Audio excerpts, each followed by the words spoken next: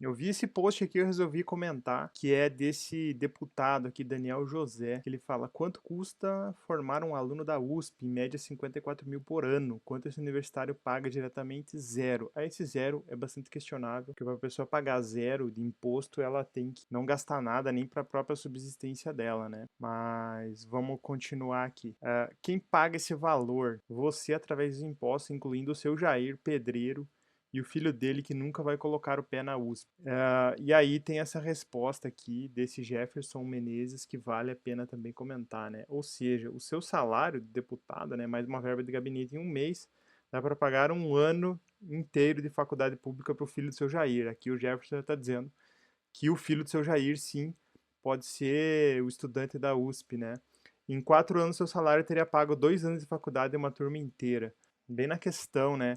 Se a gente for considerar o custo, né, assim, de valores absolutos, 54 mil por ano, ele parece ser absurdo, né? Apesar de 54 mil por ano, somados, né, 54 mil divididos por 12, R$ 4.500 não tá tão longe assim de algumas universidades particulares aí, de alguns cursos específicos, né, com medicina, e chega fácil, né, nesse valor aí, dependendo da universidade. Então, primeiro aqui tem um preconceito absurdo embutido, né? Dizer que o filho do seu Jair nunca vai estudar na USP. De certa forma, existe, se a gente for ver na estatística, realmente pode ser que o filho, as pessoas que frequentem a USP realmente não tenham uma origem humilde na grande maioria delas, né? O que não dá para dizer que nunca vai ser, nunca isso nunca vai acontecer. E na verdade, pessoas como esse Daniel José aqui, eles fariam de tudo para que esse quadro nunca mudasse e que as pessoas humildes nunca frequentassem universidade pública. Porque esse é o pensamento, né, de pessoas assim desse espectro político.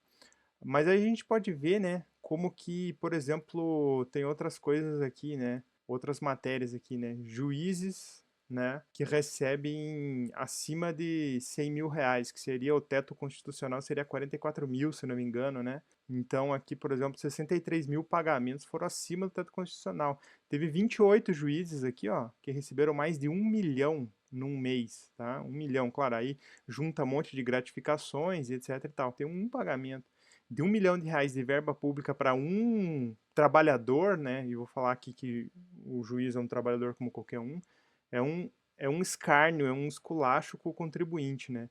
E aí toda essa discussão aqui, né, sobre quanto que custa formar um aluno da USP, ela cai por terra, porque moralmente falando, não dá para se discutir isso aqui se aquilo lá não acabar primeiro, né?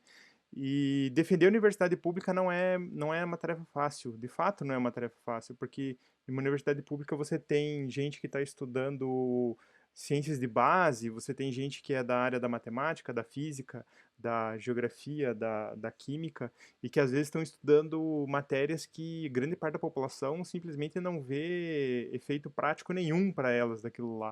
Então você tem que dizer, por exemplo, que o cara que está lá pagando um imposto pesadíssimo, né? Que está lá, a dona de casa que está pagando um super imposto, ela está mantendo um cara que está estudando números primos numa universidade pública.